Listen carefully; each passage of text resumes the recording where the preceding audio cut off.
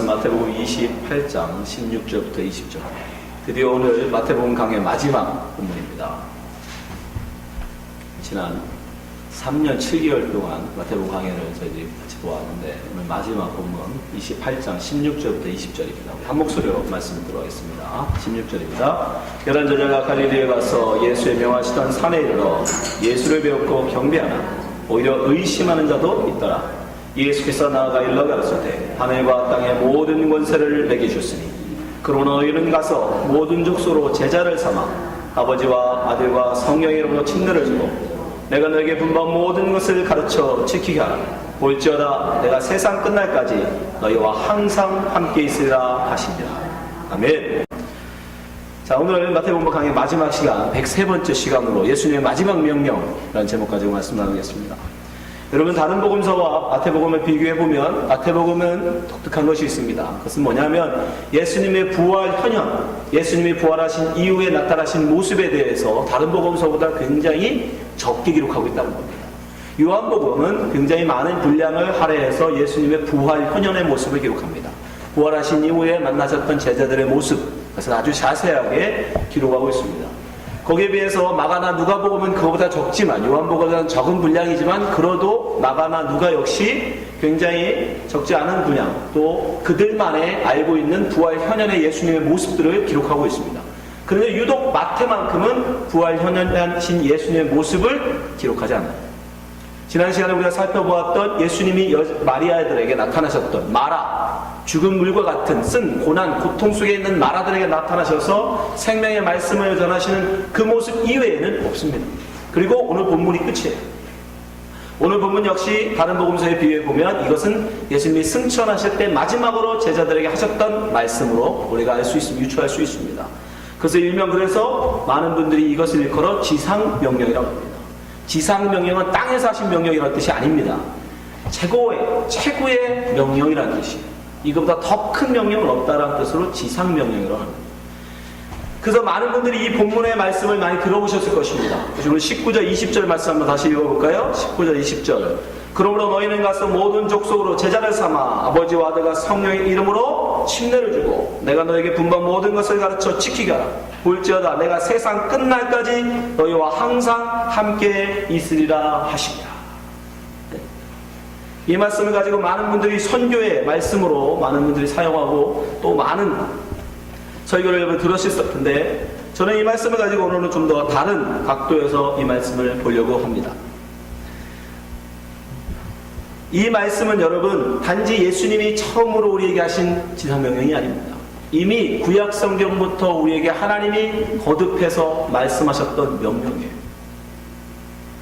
하나님께서 천지를 만드시고 우리에게 명령하신 그 명령 속에 이미 이 말씀이 기록되어 있습니다.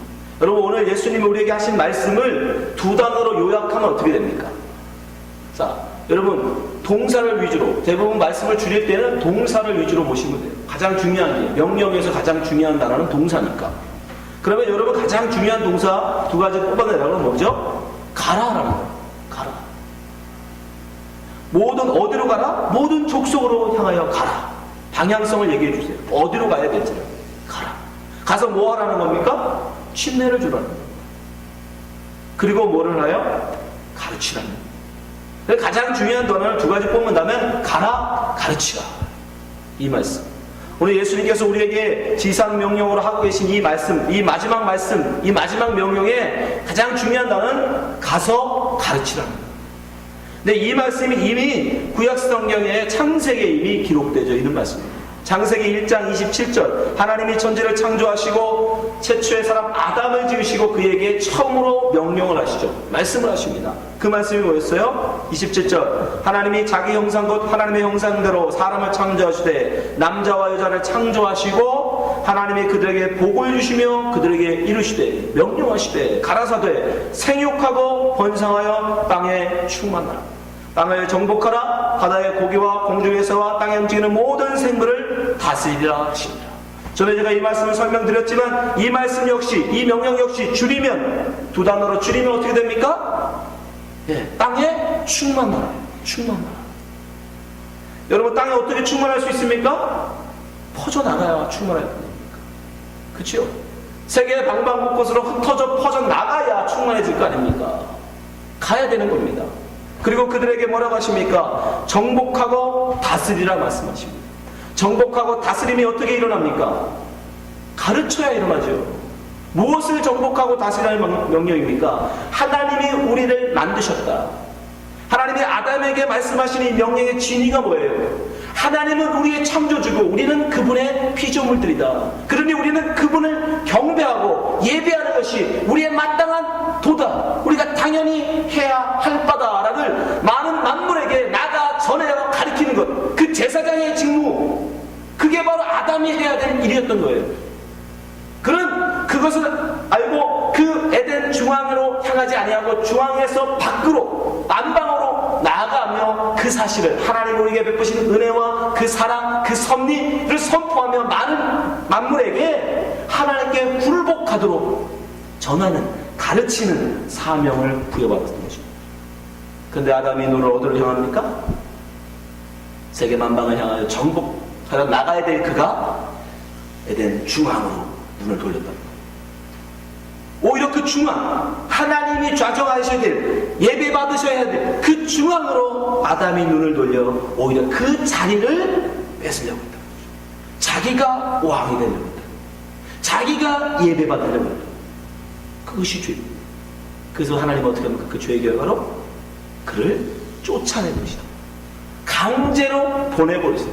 하나님과 아담 사이를 찢으시고 그를 쫓아내버리시고. 네. 같은 명령이었던 거예요. 오늘 마태는 일부러 의도적으로 바로 이 명령을 지금 예수님이 하고 계시다는 것을 일부러 설명하고 있습니다. 여러분 마태복음을 읽는 독자는 바로 기독교인, 유대인 기독교인이었어요. 이미 구약성경에 능통한, 특히 모세 오경을 달달달 외우고 있는 아주 능통한 유대인 기독교인들에 의해서 마태복음을 쓴 것입니다. 그래서 이것을 읽는 이 마태복음 독자들은 금방 알았어요. 이 말씀이 바로 그 말씀이구나. 창세기에서 아담에게 행하셨던 말씀을 지금 우리에게 다시 하고 계시는구나. 이것은 단순히 저의 추측이 아닙니다. 마태복음 일부러 그것을, 이게 창조의 언어를 써서 지금 마태복음을 다시 설명해 주고 있어요. 그게 뭡니까? 여러분 잘 보세요. 하나님께서 태초에 천지를 창조하시는 과정이 어떻게 됩니까? 창세기 1장 1절부터 5절 보여주세요. 태초에 하나님이 천지를 창조하시니라. 땅이 혼돈하고 공허하며 흑암이 깊음이 있고 하나님의 신은 수면 위에 운행하시니라. 세상이 공허하였다는 거예요. 공허와 혼돈, 그것을 한마디로 줄이면 어둠이에요. 어둠의 세상에 무엇이 나타납니까? 빛이 나타났죠. 3절 하나님이 가라사대 빛이 있으라 하시매 빛이 있었고 그 빛이 하나님 보시기에 좋았더라. 하나님이 빛과 어둠을 나누사 빛을 낮이라 칭하시고 어둠을 밤이라 칭하십니다. 그리고 굉장히 중요한 단어, 이 모든 창조의 과정을 한마디로 모세는 어떻게 기록해요? 저녁이 되며 아침이 되니 이는 첫째 날이다. 저녁이 뭐예요? 어둠. 아침은요? 빛이 다시 떠오르는, 빛이 다시 빛나는, 그것을 아침이라고 하죠. 어둠이 되었다 아침이 되는 그 첫째 날이 바로 창조다라는 거예요. 근데 예수님이 지금 이 말씀을 하시는 마태복음 28장 이 과정, 이 말씀 전에 어떤 일들이 있어요? 똑같이 어둠이 임하고 다시 새벽이 밝아옵니다. 아침이 임해요. 보세요. 마태복음 27장 45절 제6시로부터 온 땅에 어둠이 임하여 세상에 빛을 오신 예수님이 운명하시니까 세상에는 뭐가 와요? 어둠이 임합니다. 어둠 제9시까지 계속하더니 제9시쯤에 예수께서 크게 소리질러 가라사대 엘리 엘리 라마 사박다니 하시니 이는 곧 나의 하나님 나의 하나님 어찌하여 나를 버리셨나이까 하는 뜻이다. 어둠이 세상에 옵니다. 저녁이 됐습니다. 그리고 다시 뭐가 와야죠? 아침이 밝아와야죠. 그리고 사흘 뒤에 드디어 예수님 어떻게 하십니까? 새벽 미명에 다시 나오시죠. 28장 1절 안식일이라 하여가고 안식 후 첫날. 대개는 미명에, 이 미명이 뭐예요? 새벽, 아침. 이 아침에 막달라 마리아와 다른 마리아가 무덤을 보려고 왔더니 무슨 일이 일어납니까? 큰 지진이 나며 주의 천사가 하늘로서 내려와 돌을 굴려내고 그 위에 앉았는데 그 영상이 번개가 왔고 그 옷은 눈같이 희겁니다. 아침이 밝아오고 거기에 예수님이 다시 부활하신 거죠. 네. 지금 바로 이 말씀의 백구역이 뭐였다? 저녁이 되고 아침이 되고 주님이 다시 말씀을 우리에게 명령을 하고 계시다는 것입니다. 그리고 또 하나님께서 흙으로 사람을 지으시고 그 코에 생기, 목숨을 불어넣으심으로 말미암아 살아있는 생명이 되죠. 그렇죠? 창세기 2장 7절 보세요. 여호와 하나님이 흙으로 사람을 지으시고 생기를 그 코에 불어넣으시니 사람이 생명이 된지라. 하나님이 숨을 내쉬며 그 흙으로 만들어진 그 아담에게 숨을 내셔서 그로 살아있는 생명, 살아있는 사람으로 만들으셨죠. 근데 예수님도 똑같이 어둠 가운데 숨어있는, 다락방의 두려움과 어둠으로 숨어있는, 믿음 없이 숨어있는 제자들에게 나타나셔서 그들에게 숨을 내셔서, 숨을 내셔서 성령을 주심으로 말미암아 그들이 어떻게 됩니까? 이제 그 어둠에서 나와서, 그 두려움에서 나와서 예루살렘을 향해서 담대하게 말씀을 진 거죠. 요한복음 20장 21절 보세요. 예수께서 또 가라사대 너에게 평강이 있을지어다. 아버지께서 나를 보내시는 같이 나도 너희를 보내노라. 이 말씀을 하시고 저희를 향하사 숨을 내쉬며 가라사대 성령을 받으라.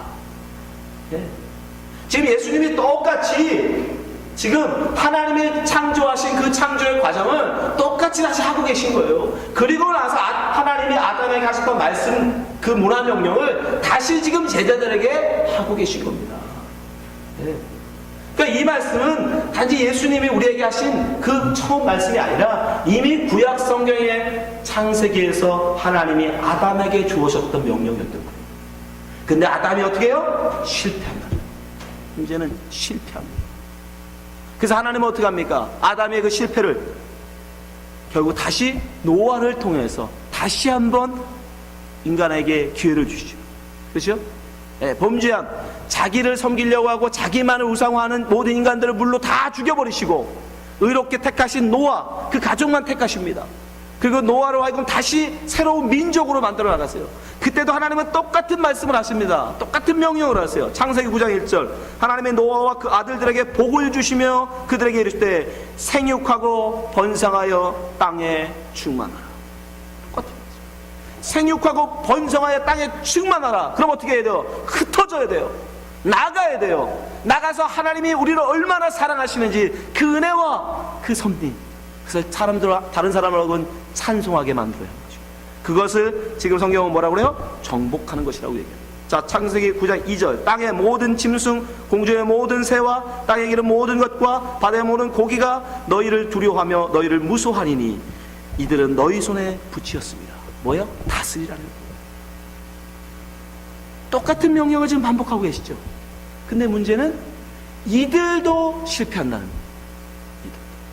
분명히 흩어져 세세 만방으로 흩어져 충만하여 하나님을 찬송하고 하나님을 예배하는 자들이 충만케 해야 되는데, 모든 다 하나님 앞에 굴복하게 만들어야 되는데, 이들이 시날 평지로 가다가 시날 평지에서 그들이 멈춰버립니다. 더 이상 가지 않아요. 그리고 어떻게 해요? 우리가 흩어짐을 멸하자. 하나님은 지금 흩어져라, 열방으로 나가서 정복하라 말씀하시는데, 모든 족속으로 향하여 나가라 말씀하시는데, 시날 평지에 가서 이들이 어떻게 해요? 모여서 야, 우리 흩어지지 말자. 그리고 뭐하자? 하나님께 닿을 만큼 높은 탑, 성을 쌓아서 우리의 이름을 내자. 우리가 왕이 되겠다, 세상의 중심이 되겠다는 거예요. 왜 우리가 흩어져야 되냐고. 우리는 가만히 있고 우리의 이름을 멀리 알리겠다는 거예요. 왕이 되겠다는 거예요. 세상의 중심이 되겠다는 거예요. 그래서 하나님은 어떻게 하십니까? 역시 내려오셔서 그들을 성을 부셔버리시고 그들을 흩어버리시고 그들을 찢어 흩어버리시고. 자, 창세기 11장 6절 여호와께서 가라사대 이 무리가 한 족속이요 언어도 하나이므로 이같이 시작하였으니 이후로는 그 경영하는 일을 금지할 수 없으리로다. 자, 우리가 내려가서 거기서 그들의 언어를 혼잡케 하여 나눠버리시겠다는 거예요. 혼잡. 그들이 서로 알아듣지 못하게 하자 하시고, 여호와께서 거기서 그들을 온 지면에 흩으심으로 하나님이 강제로 이제 흩어버리시는 거예요. 그들이 성 쌓기를 그쳤더라. 하나님께서 계속해서 인간들에게 이 명령을 주시지만 인간들은 계속 실패합니다. 모든 족속은 나아가 하나님을 예배하는 자로 그들을 가르치고 세우라는 그 명령을 인간들은 자기가 왕이 되고 싶은 그 마음으로 계속해서 거역하세요. 그 나중에 하나님 어떻게 하십니까? 이제 한 사람을 택하십니다.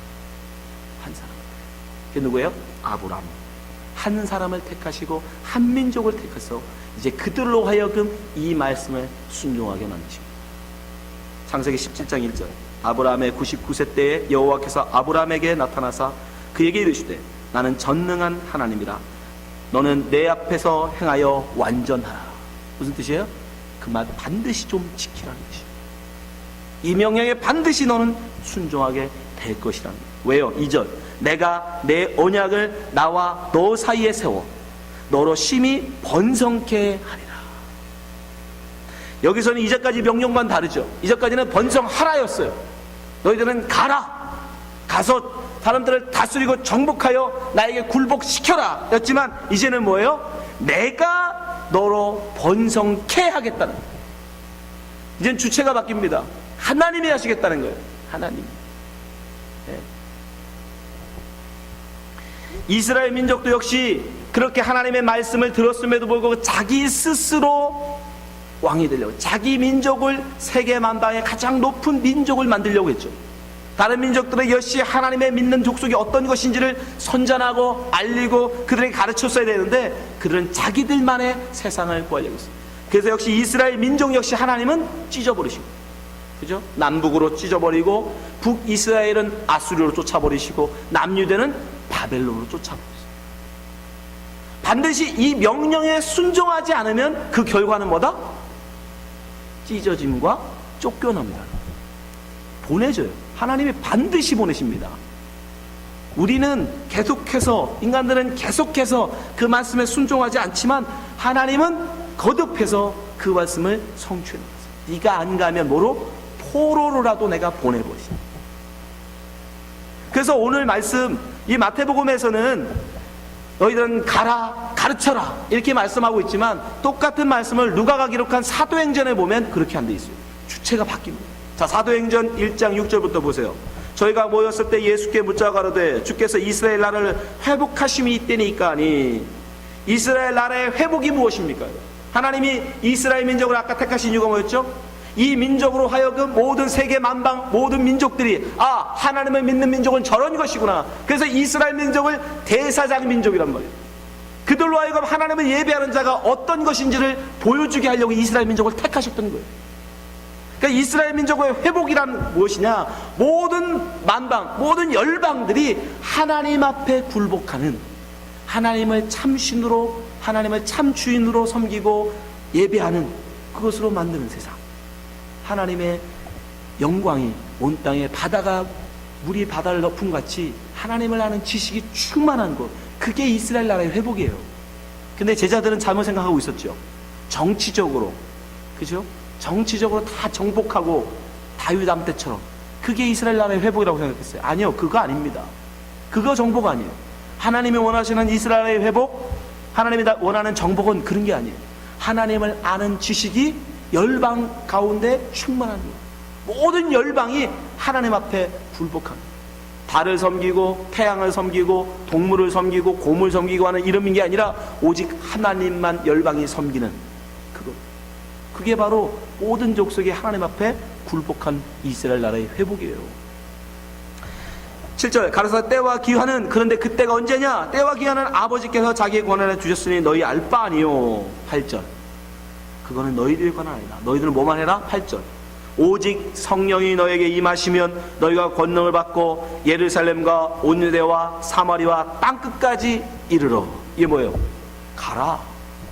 너희가 가긴 가는데 너희 땅끝까지 가게 될 것이라는 거예요. 예루살렘과 온 유대와 사마리아와 땅끝까지 너희들은 반드시 가게 될 것이라는 거예요. 누구 때문에? 성령으로 말미암아.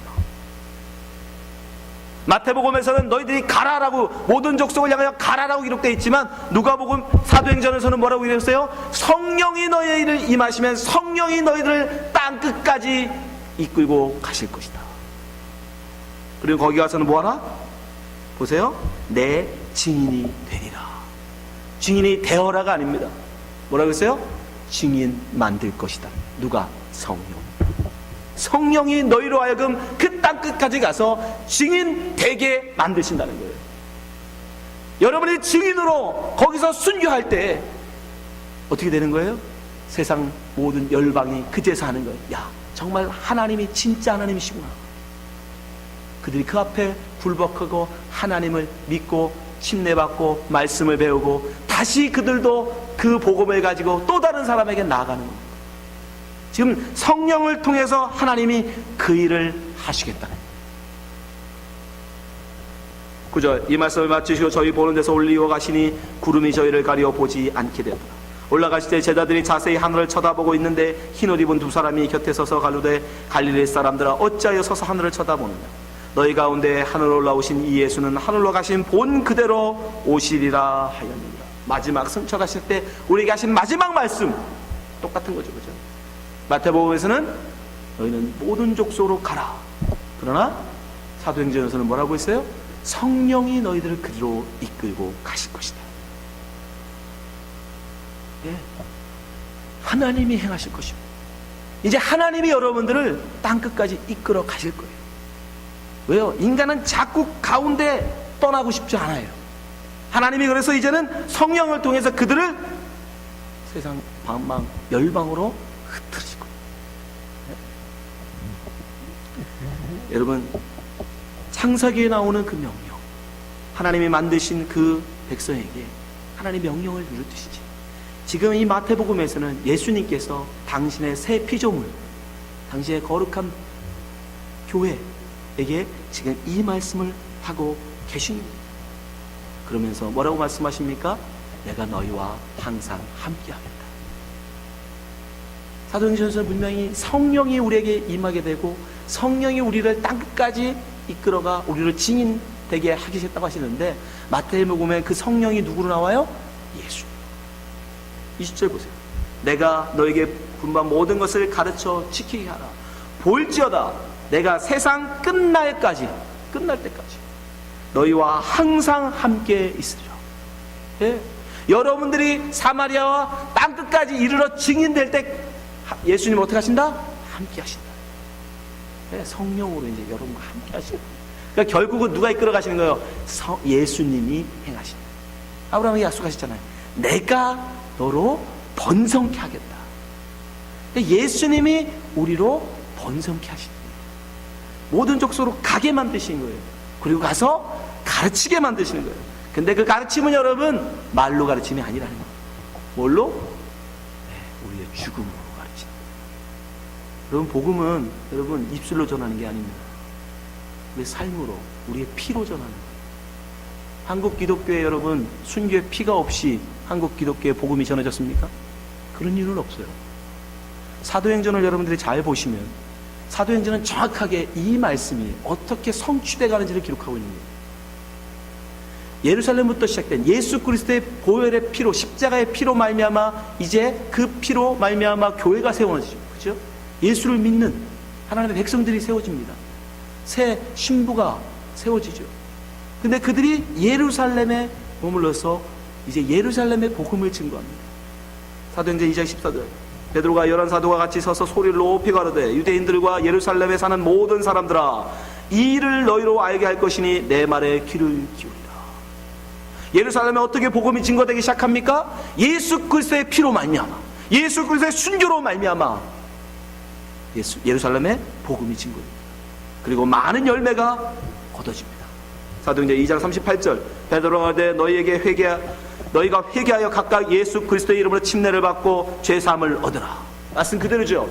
너희는 가서 모든 족속으로 제자를 침례를 주라고 하셨는데 지금 말씀 나오잖아요. 침례를 받으라. 그리하면 성령을 선물로 받으리니 이 약속은 너희와 너희 자녀와 모든 먼데 사람 곧 우리 하나님이 얼마든지 부르는 자들에게 하신 것이라 하고 또 여러 말로 확증하여 권하여 가로되 너희가 이 패역한 세대에서 구원을 받으라 하니 이 말을 받는 사람들은 침례를 받음에 이날의 제자의 수가 3,000이나 더하더라. 예수 그리스도의 순교로 말미암아 이제 복음이 어디로? 예루살렘으로 확장되어 있어요. 예루살렘에 수많은 수천의 사람들이 예수를 믿게 됩니다. 근데 문제는 이 예루살렘에서 그들이 떠나지 않는다라는 거예요. 분명히 예수님은 나가라 말씀하셨는데 그들이 예루살렘의 끝까지 머물러 있습니다. 그래서 이제 성령께서 누구를? 스데반이라는 한 사람을 택해서 그의 피로 말미암아 그들이 예루살렘에서 이제 유대와 사마리아로 흩어지게 만들었어요. 8장 1절, 스데반이 순교한 7장을 넘어서 8장 1절입니다. 사울이 그 죽임당함을 마땅히 여기더라. 누가 죽었어요? 스데반이 죽었어요. 스데반이 순교했습니다. 스데반이 복음을 증거하다가 돌에 맞아 죽었어요. 그의 순교함으로 말미암아 어떤 일이 일어납니까? 그날에 예루살렘에 있던 교회에 큰 핍박이 나서 사도 외에는 다 유대와 사마리아 모든 땅으로 흩어지니라. 여러분이 흩어지지 않으면, 여러분이 그 말씀에 순종하여 가지 않으면 성령께서 우리로 하여금 환난을 통하여, 핍박을 통하여 반드시 가게 만드신다. 그래서 이제 예루살렘에 있던 이 교회 성도들이 유대와 사마리아로 흩어져 버렸어요. 그리고 여리고 교회가 세워집니다. 그 여리고 교회에서 이제 바울이라는 사람이 세워지죠. 그리고 이제 바울을 통해서 복음이 이제 어디로? 땅 끝으로, 유럽 로마로 복음이 증거되어져요. 근데 이 바울이라는 사람이 세워지는 과정에서 또 역시 땅 끝으로 복음이 증거하는데 또 누구의 피가? 여러분 사도행전에 나와 있잖아요. 여러분 사도행전을 잘 주의해서 보시면 누가 사라집니까? 베드로가 사라집니다. 또 하십니다. 바울이 이제 선교 여행을 시작하면서부터 베드로의 이름이 성경에서 사라져요. 감추를 감춥니다. 이방인 고넬료에게 복음을 전하는 최초의 사도로 베드로가 쓴 이후에 예루살렘 회의에서 공식적으로 이제 이방인에게 복음을 전할 수 있도록 공인해 주죠. 예루살렘 공의회에서. 그리고 사도행전 15장 이후에 베드로의 이름은 사라집니다. 그리고 누구 이름만? 사울 이름만 나타나요. 바울 이름만 나타나요. 그리고 바울이 이제 세계 방방곳곳에 복음을 전하기 시작합니다. 땅 끝에 복음을 전하기 시작해요. 근데 놀라운 건 사도행전이요. 그리고 나서는 바울이 로마에 간 것으로 끝납니다. 바울은 거기 가서 뭐 합니까? 순교합니다. 그러면 그 논리들을 이해하면 또 누가 있어야 돼요? 바울의 순교의 피를 맞고 또 누군가가 또 다른 복음을 전하는 순교자가 그 다음 세상을 향해서 또 나가겠죠. 그죠? 성령께서는 반드시 그렇게 하시고. 왜? 한 사람의 순교의 피로 말미암아 복음이 더 멀리 전파되게 하시니까. 생각해 보세요. 바울이 생각한 땅끝은 어디예요? 서바나, 스페인입니다. 스페인. 유럽을 벗어나지 못했어요. 그러나 세상이 거기까지밖에 없습니까? 아메리카로, 그리고 그 복음은 또 아시아로 계속 전달됐죠. 누가? 여러분이 가야 돼요. 여러분이 바로 그 다음 순교자가 되어야 되는 것입니다. 여러분이 그 다음 증인이 되어야 되는 것입니다. 그래서 사도행전에 바울의 피를 죽음을 기록하지 않았어요. 왜요?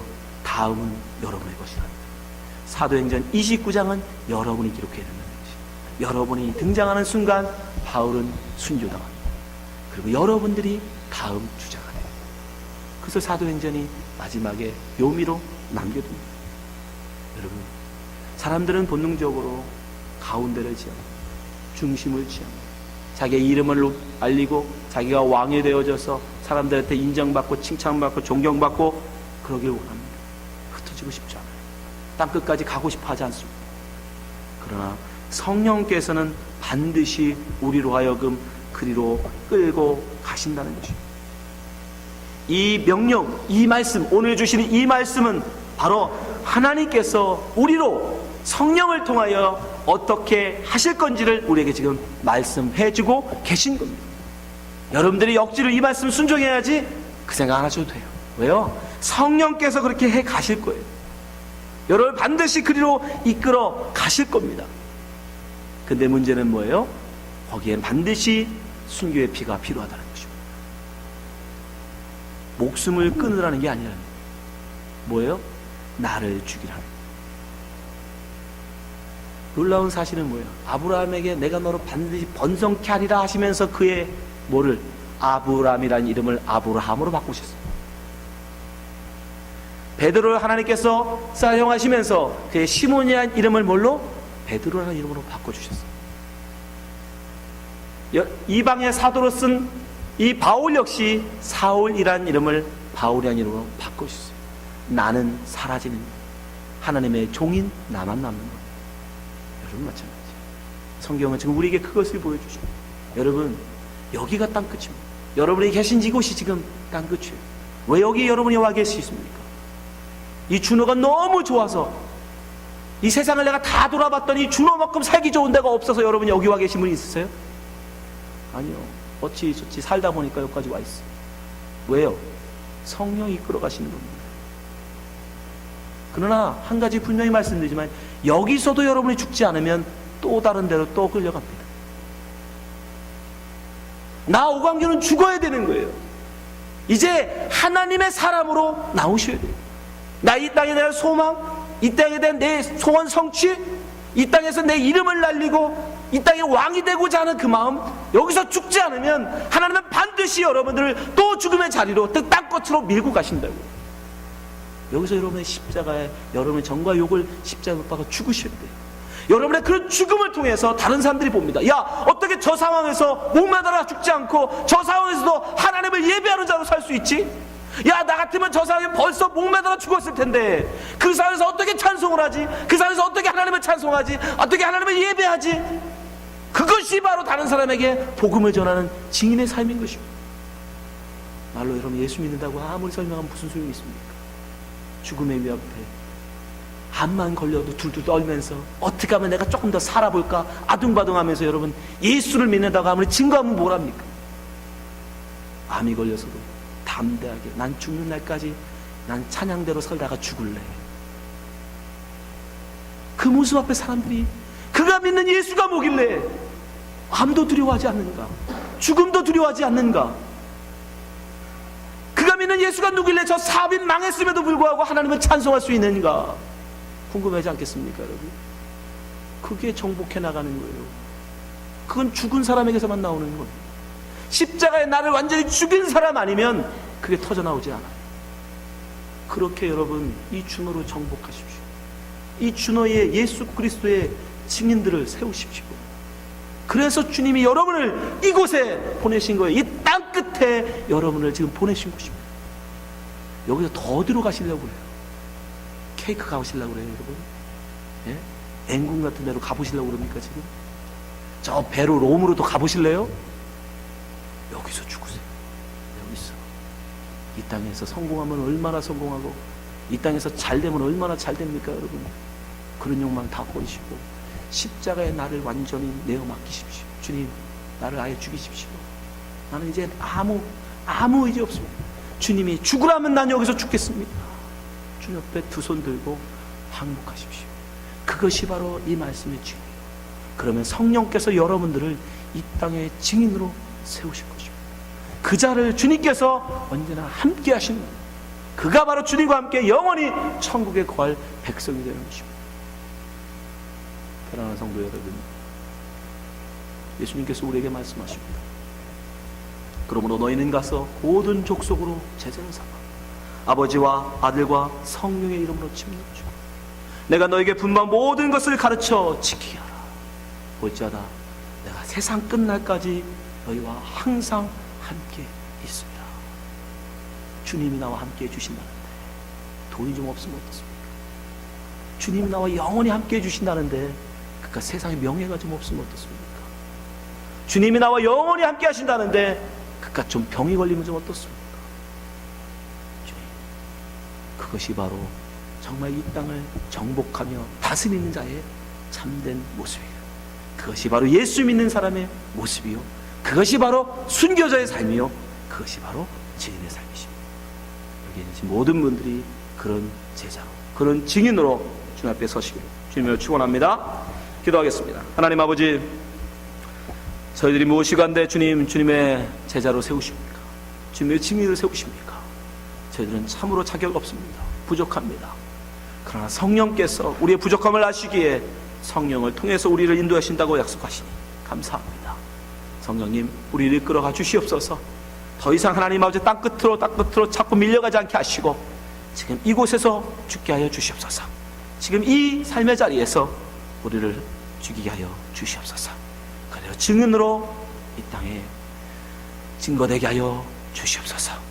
우리의 피를 통하여 참된 예수 그리스도의 복음을 전하는 하나님의 나라를, 하나님의 뜻을 이 땅에 세우는 주의 제자 되게 하여 주시옵소서.